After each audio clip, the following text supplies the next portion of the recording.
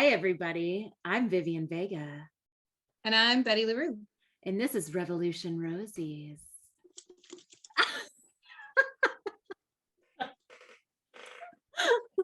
Oh, she's cute. We should keep her around. I like her. She's both terrifying and cute. I really appreciate her. I was saving her for our first episode.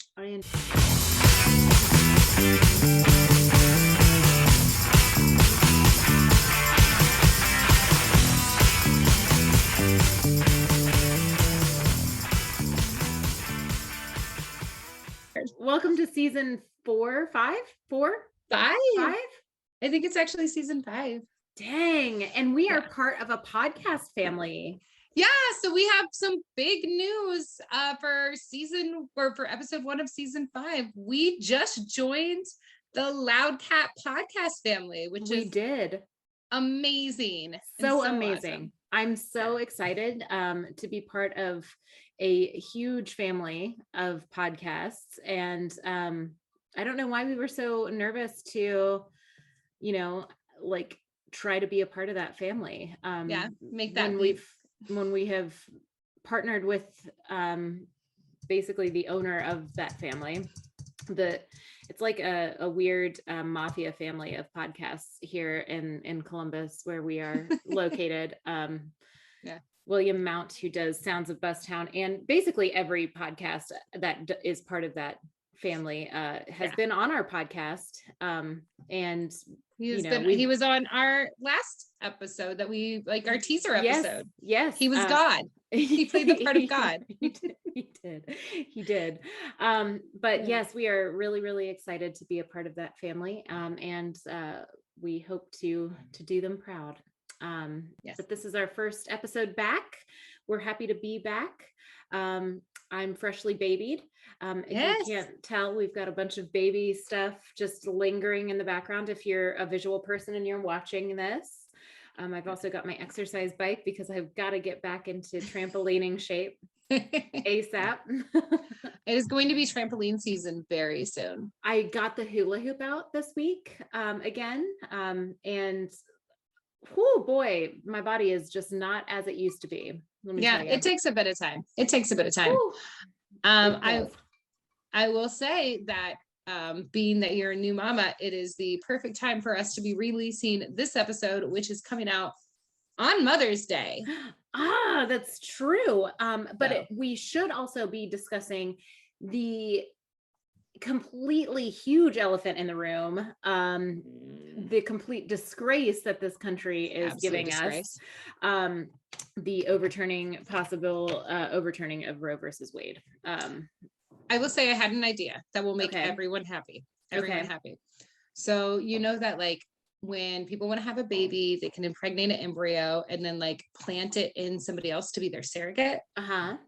So any person that doesn't believe in abortion and votes against it should automatically be entered into a lottery. So the women that don't want to be pregnant can just impregnate them with their embryo, because it's a science that we have, and they can carry the fucking baby.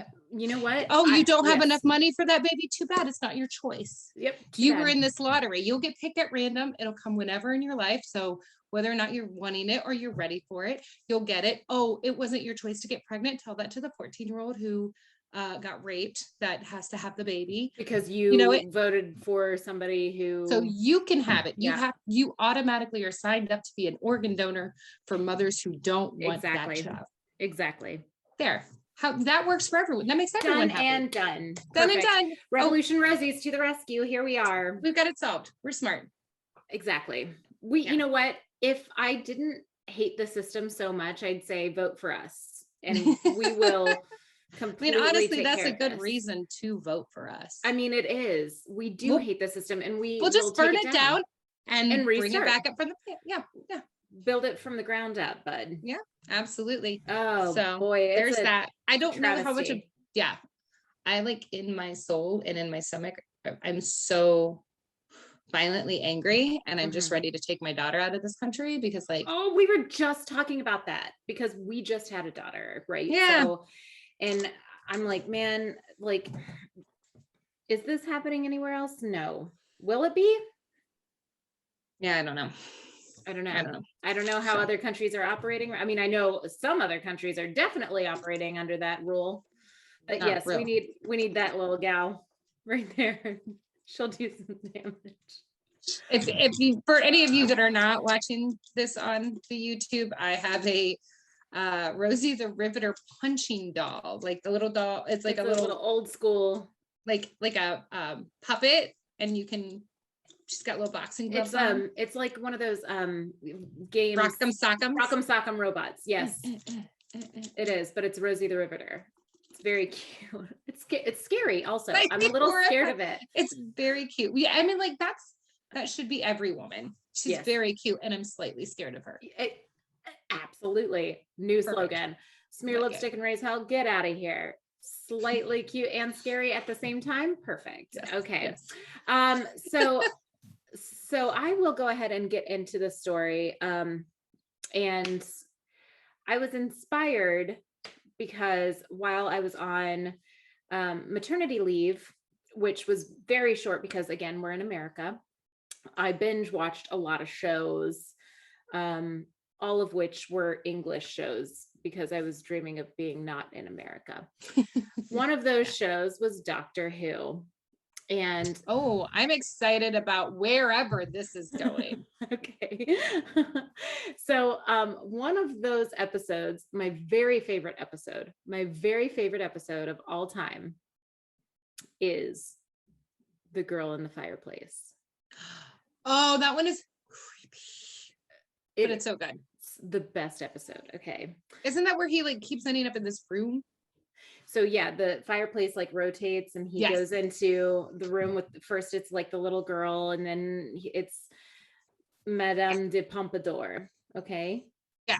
Okay. So Madame De Pompador is who I'm doing. I'm excited. So you are doing an old one. I am. In your sepia tones. Yes, I am. Sepia. Okay, so Madame de Pompadour is a real person, and I should have known that she was a real person because it seemed very real, but like for some reason I just fantasy shows, I'm always just like, you never know, right? It's fantasy. Right. And it was just too good. I couldn't tell. So water. Okay, so hi, sweetie. No, I'm good. Thank you. Wine. Wine. He said, do you need another drink? So born December 29th, 1721 in Paris, Jeanne Antoinette Poisson was born to a rich financier, which basically was a tax collector. His name was Francois Poisson, which is just ridiculous. And Madeleine de la Motte.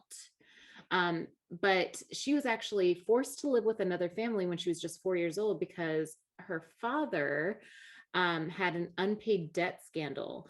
And at that time, it was punishable by death, but somehow he actually got to come back to Paris around 8 years later. I don't know how he managed that. So it's like, he must have had some story. And I'm so sorry for interrupting on this, but isn't that like the storyline of the Sweeney Todd is like a retelling of this story, but it's the old story where the one guy wants this guy's wife, and so he like creates some sort of debt that the guy owes, so he gets sent off to this island for 7 years, and the guy tries to like get his wife during the time that he's sent to prison for the debt. Yeah. So I mean, like, this is a common thing. Sure. But yeah, it was like, what was it? Count of, it's not the Count of Monte Cristo, is it? Am I thinking of the Count of Monte Cristo? Could be. Keep going. Yeah, it could be. But anyways, somehow this guy had some sort of sway and he got to come back. But Jeanne Antoinette Poisson was never reunited with her family. She was just kept with this other family. But she was 4, and so that was her family. Yeah, at that point. But she was in really good hands. This guy that she ended up like they were called governors and governesses. So who she was like part of like their family. He was like some like art person. Like he financed artists, and he was like, basically he just was a big part of the artist community. And so therefore she got to attend some of the finest schools.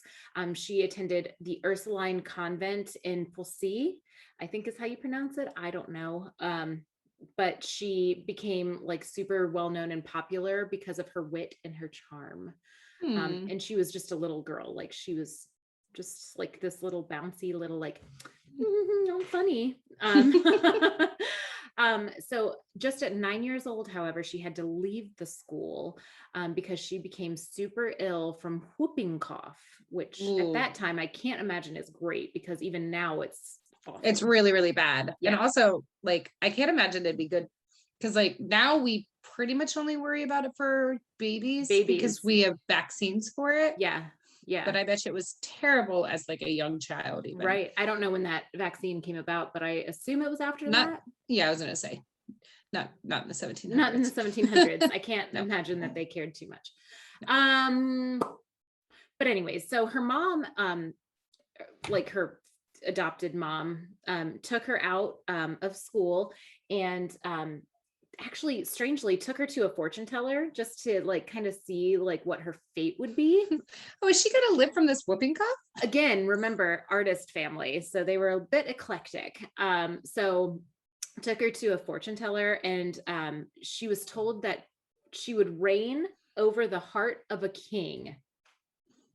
Oh, that's a cool fortune. Yeah. So they began calling her Rayonette, which meant little queen.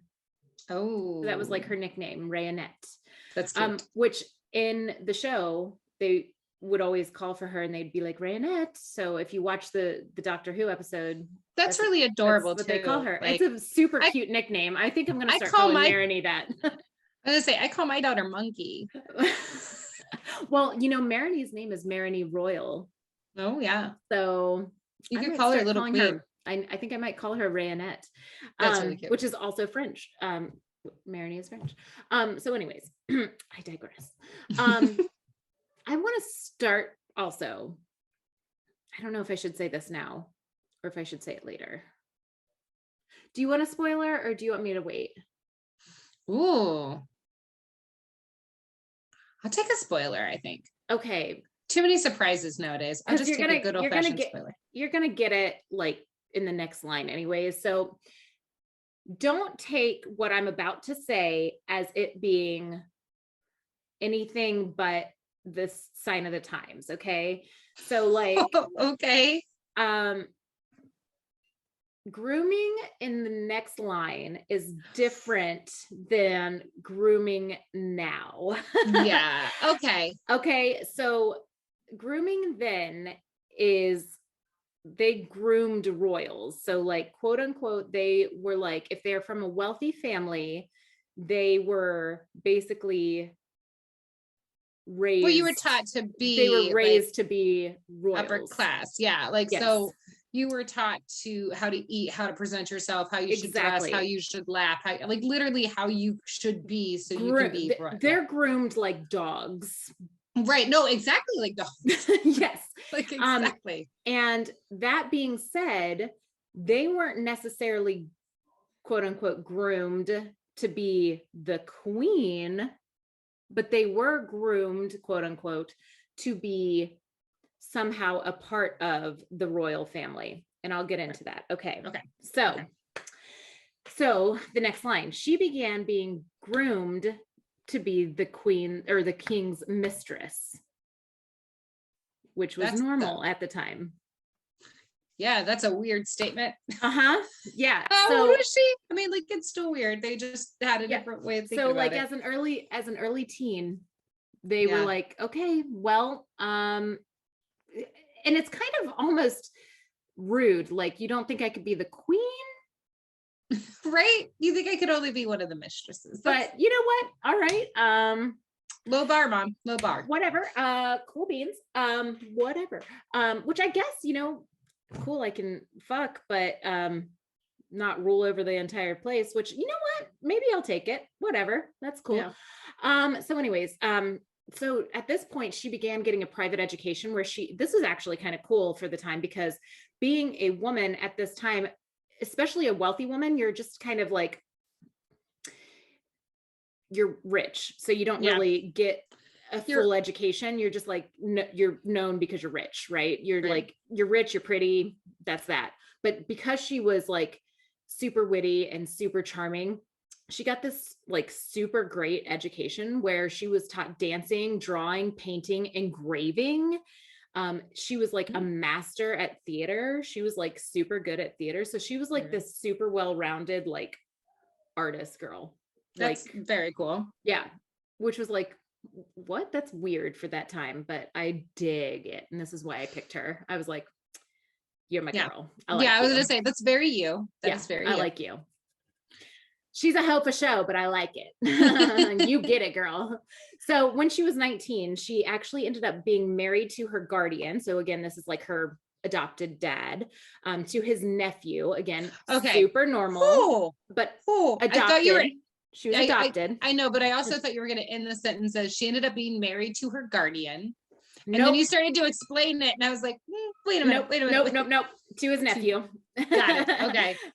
To his nephew, Charles Guillaume Le Normand d'Etoile. Long name, I don't know, but that's basically to get money. So he married, they married to inherit the wealth. So she and keep it in the family, right? Even though it wasn't in the family. So, which was great because usually people would marry actually in the family. Yeah. They're like, this is great. Your children will be perfectly normal. Exactly. But unfortunately they were not. I'll tell you about that later. Also, unfortunately for Charles, poor Charles, he fell madly in love with Jean. And she said she would never, ever leave him except for the king, because she was raised to basically leave him for the king. Yeah, like if the king comes to get me, like that's literally been my whole life. If the king comes a knocking, that bed will start a rocking, Charles. And I apologize, but anyone else, you're perfectly fine. My mama didn't raise no fool. Oh gosh, and I feel bad, but Charles was actually in the Doctor Who episode as well. I have to rewatch that episode. They really did well. After I researched her, I was like, dang, Doctor Who, they did their research. But anyways, so Charles and Jean had a son who died in infancy, and then they had another child, a daughter, who died at the age of 9. Oh my goodness. I know, they did not have luck. So 1800s, it was like luck. Yeah. 1700s? 1700s. 1700s. Yeah, they did not. You had to have 30 if you wanted 5. Yeah, exactly. Yeah. So Louis XV heard of Jean Antoinette's beauty and her wit, and she aimed to meet him at a hunt. So like, you know how they have the dogs and the horses, and they go fox hunting or whatever. And she owned all this land with Charles. And they were doing this hunt near her property. So she was like, I'm going to have a party at my house. That's the party that they have in the show, the Doctor Who show. But luckily this time they didn't have those weird clock human robots that show I remember up. that being like really creepy. So creepy. Those are the best. Those are the best villains. But anyways, I assume it was like that kind of party that they have at her home. It was like a masquerade type party. And lucky for Jean Antoinette, the king's current mistress just so happened to die on December 8th, 1744. So the position became open. He was free. I mean, other than his wife, he was free. Yeah. So the invite, so she got an invite to a masked ball at the Palace of Versailles, which everybody should know about the Palace of Versailles. That place is like, it has the best garden. It's Versailles. The best. I'm like, I drool. But anyways, the king actually declared his affection to Jean. It was actually a party for his cousin's wedding. They had like this masked ball for his wedding, which is like so cool. It's like the coolest idea ever. And they all came dressed as like these different kids. It was like a Halloween party basically. Yeah. And she ended up coming as Diana the Huntress, which is like also really cool. I'm like, that is badass. And I really enjoy that. But she came like that because the first time she saw the king was at a hunt. And she's like, I'm going to dress as a huntress. You get it? So clever. Right? She's so clever. I love her. She knew what she was doing. She was like, smart. This is the moment I was raised for. But it reminds me of the scene in Romeo and Juliet where they're all like, the newer one with Leo and Claire Danes, where they're all like wearing the masks and they always have to like sneak around, right? And they go to the fish tank and they're like looking through the fish tank. I want to picture it to be like that, but I know that the king was hit and she was beautiful, so like it wasn't quite as hot, you know. It wasn't that right? Anyways, so I put here, mistresses were basically like live-in booty calls, and she had an apartment directly above his. So like all I can think of is like how soundproof are castles, because like how livid would you be as the queen if he put his mistress above you and you had to hear that? Listen, it gets super weird. Okay. So she ended up separating from her poor sweet Charles soon after she moved into the apartment, which I'm glad she did, because that's, you know, good for her for not being like, hey, I'm going to stay with you for whatever reason. Right. She had morals, I guess. She did what, you know, she wanted to do. Yeah. Yeah. And she didn't string him along for it. Exactly. So. Exactly. She's like, hey, you be with somebody who appreciates you. God bless. Yeah. Who will actually have your babies, hopefully, because it's the 1700s and you still have a shot, hopefully. Not with her, because evidently not the case. But so at that time, this is weird to me, but mistresses needed to have a title, like to be part of a court. Okay. Okay. I'm learning a lot about mistresses in general in this episode, because I didn't know anything. Much. I learned so much. Okay, so you had to be presented to court, and which was also required to fuck the king, I guess. So weird. You get a lot like, for this position, I suppose. Yeah. So I guess it's like a job. I thought I turned that off. Sorry. Oh, it's fine. It's fine. Yeah, it is like an actual job. It's like a job. Trust me, she gets deep in this job. Bless her. She's like, I'm a career woman. Oh my God, she really is. She doesn't just fuck the king. She goes deep. Okay. So anyways, so she became Madame De Pompador. Pompadour is actually a place in France, and she owned an estate in Pompadour. So that's why she became like Madame de Pompador. So basically that was her position. She had a lot of other positions too, if you know what I'm saying. Anyways, so she really wanted to cement her title in like the court. So she actually, she's the boss. Okay. She is a boss bitch. Okay. So she actually became super friendly with the royal family as a whole. Okay. Including becoming best friends with, is it going to be the queen? The queen. Oh, I mean, like, here's the thing, though. His wife. Here's the thing, though.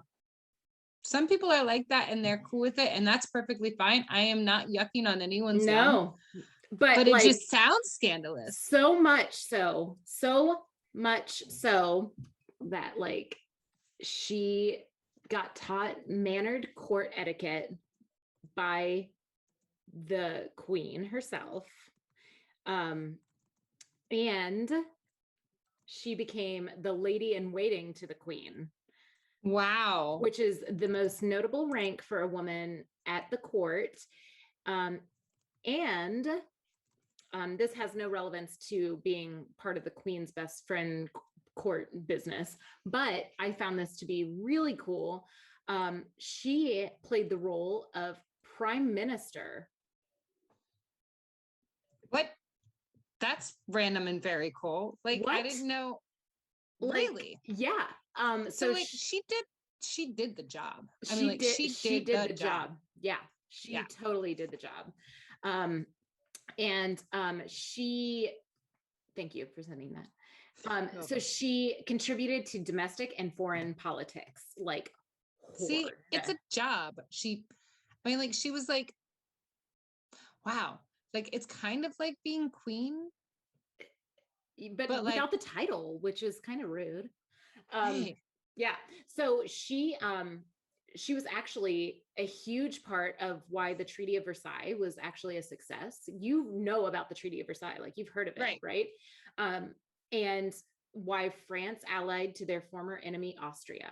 So, like, she was so witty and charming that, like, she was like, why don't we just be like, she was diplomatic. Yeah. Why don't we just be buddies? Yeah. Like, what the hell? So around 1750, however, she stopped all sexual relations with the king to strictly be his, like, friend and confidant. Evidently. Wait, when did she start and when did she end? 1744. Oh, so started for only like 6 years. Yeah. But also, like, that is the epitome of having to sleep your way to the top because you're a woman, because she would have never been able to get that close to any of those positions being a woman, except for the fact that she started sleeping with the king. Speaking of, so, like, she did what she had to do. Yeah. Did you watch the Marilyn Monroe documentary on Netflix? I have not. No. It's really good. Watch TV. It's really good. You should watch and when I do watch TV, it's really not that good for me. TV. It's pretty good. I need to watch that. It's a lot of, like, she really used that power to, like, she's like, yeah, I know I'm hot and I know I can use this. Yeah. And then, like, I keep hearing things and, like, seeing, like, quotes and stuff where it's like, she really wasn't sexual. She was like, I think sex is weird. I just use it to get what I need. Exactly right. She did. I use my sexuality to be hot in movies. Yeah. It's so weird to hear her talking on those tapes. It was not her. Okay. It was so weird. I'm gonna have to, like, watch it. I have to watch it. You will. Anyways, but yeah, this reminded me a lot of that, actually. Sorry. Because it was like, it was a powerful woman being like, I wasn't given the cards because I'm a woman, so I'm going to use the cards that you gave me. Fuck you if you think that's wrong. Yeah, it's very interesting. It's very interesting. Yeah. But I don't know that being a mistress at that time was seen as being weird, especially in her case, because it sounds very like an honorable position. Yeah. It sounds like a very honorable position. But again, had she not, she had to sleep with the king to get into those roles. Right. Which is not something you should have to do. Right. To get into those roles. Right. Yeah. Exactly. I don't know how much the queen even had to do with this sort of stuff, you know? But anyways, so yeah, she stopped at about 6 years, to just basically be like his confidant. Yeah. I guess he was a really lonely man, and she was like, I don't think you need sex. I think you need a friend, bud. Yeah, you're depressing. I love it. You're kind of a depressing guy. I think you just need a pal. You want to go on a picnic, bud? But anyways, she... It reminds me of Green Day. He went to a whore. She said, your life's a bore, so quit your whining because you're bringing me down. Exactly. Yeah. That song lyric is specifically about this relationship. It sounds like it. So she began, actually, the reason she stopped was kind of because of that, but also because she began suffering bouts of whooping cough again. She got bronchitis a lot. She was spitting up blood. She got constant headaches, and she had 3 miscarriages from the king. Oh, so she was like, that's enough. You're not putting my body through that anymore. Yeah. She had a lot of health issues. Which again was in the episode. She was like constantly sick. But anyways, however, her renouncement of all sex allowed her to bring about her love of art again. So she was the reason, she was one of the sole reasons that Paris is considered the art capital of the world. Really? Yes. Did not know that. That's amazing. I know. So she bought a porcelain factory in Paris in 1759 that became one of the most famous manufacturers in the whole world. I'm sorry, and not in the whole world, in Europe. I'm sorry. She patronized relatively unknown at the time portrait painters and sculptors and gemstone engravers, who obviously, once her name was put upon them, they were not unknown after that. Right. She influenced the Rococo style of fine arts and decorative arts, which became super well known after that. You can see that a lot in a lot of like Austrian and Parisian homes. Like if you go to like the Palace of Versailles, even is all Rococo still. It's that like super fancy, like gold embellishment stuff. Like if you look it up, stuff that we can't afford, but stuff that never in my life will I ever get to afford. But yeah, like I love like looking at like Austrian libraries lately. That's like all Rococo. Anyways, Rococo. It looks like Rocco. Anyways, she participated in gem engraving, which is weird, but she loved doing that. And she was an acclaimed stage actress and performed in plays. Oh, so she got to continue to act, which is really cool. Yes. And she had massive book collections of influential books on arts, politics, and general education until the day she died. I don't know where they went after that. I assume to like libraries and things. She and Louis XV were together, quote unquote, until her death from tuberculosis in 1764. I was wondering if she was going to come down with TB with all of her like lung and breathing issues, starting with like whooping cough. Yeah. How old was she? Just 42. She was 42 years old. Pretty darn young. Yeah. Yeah. Yeah. And get this is pretty weird for the time too. Louis XV actually played nurse to her while she was in bed ill, which is super not normal for kings to just like be bedside with even the queen, let alone his mistress, so she was very well loved. Mm-hmm. I mean, that's very clear. Especially for somebody who's not fucking him anymore. Right. Yeah. She was like, we stopped doing this a while ago, but like 14 years, I think. Yeah. Right? Yeah. It's been 14 years since she fucked him, and he's still like by her bed, nursing her to health. So clearly, like she was a very loved person. She meant an actual lot to him. Yes. So even enemies, once she passed away, even the quote unquote enemies of Paris, of France, of the king, were heartbroken of her death. Voltaire, who I know Voltaire, I don't know who it is exactly. I know the name. Yeah, I know. I'm not like a historian or anything, but Voltaire, who was actually like a known enemy of the king, like he hated the king, even stated when he found out about her death, "I am very sad at the death of Madame De Pompador. I was indebted to her, and I mourn her out of gratitude. It seems absurd that while an ancient pen pusher, hardly able to walk, should still be alive, a beautiful woman in the midst of a splendid career should have died at 42. Was he talking about the king? Or is he the pencil pusher? I don't know. Nobody like, knows that was who he's some talking shades. about. I know. I don't know if it's him or if it's the king. I think Voltaire was a writer or a poet, so it could have been him. Could have been himself saying like it sucks that like I'm alive and she's dead. How am I still alive? But she's this beautiful, like, I don't know. But anyways, I got all of my information this time from Wikipedia. So, and Doctor Who. Yeah, don't forget Doctor Who. It was really interesting to learn about not just her, but like the whole history of like mistresses and like how that all worked. I was just like, what the hell? This is like super fascinating. And it's a job, and if it's a job you want to do, and it sounded like a job that she wanted to do, so I don't think she even anticipated what was going to come from what she was going to do with the king. I think she anticipated being with the king, but like I don't think she anticipated being like all of that. Right. Like, she got so much more out of absolutely. But it was that's super really cool. Yeah. Yeah, I really enjoyed that. And like, I remember watching the episode because I do remember that episode. It definitely creeped me out. I do want to watch it again.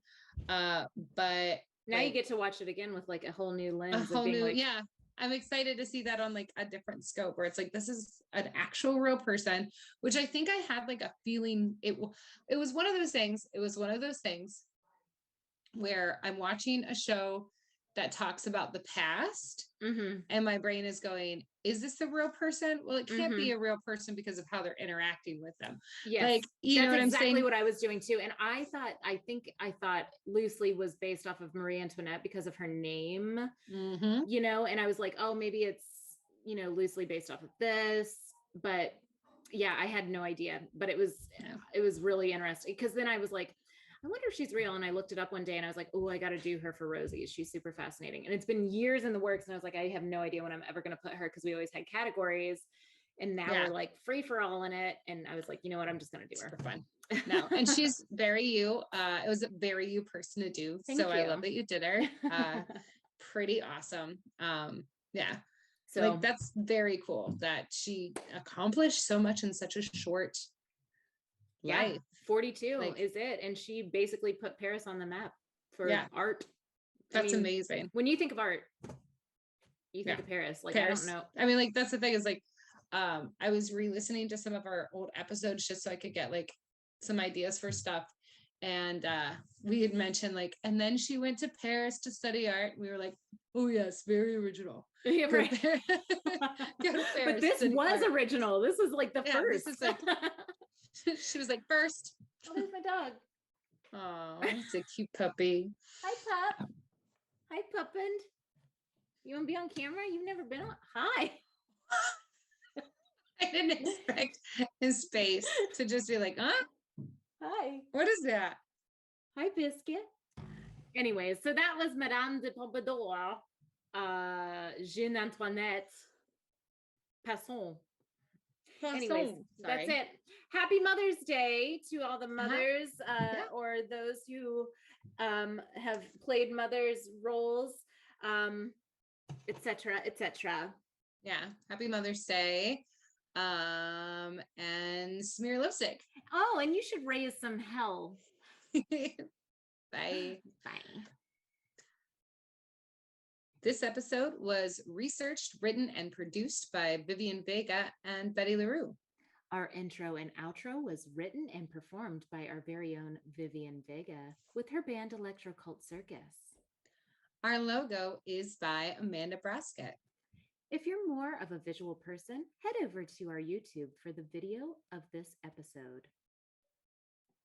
You can also check out images to go along with each episode and added bonuses by following us on Instagram and Facebook at Revolution Rosies.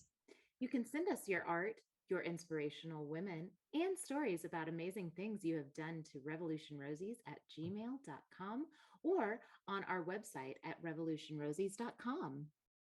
Revolution Rosies is a member of the Loud Cat Podcast Network.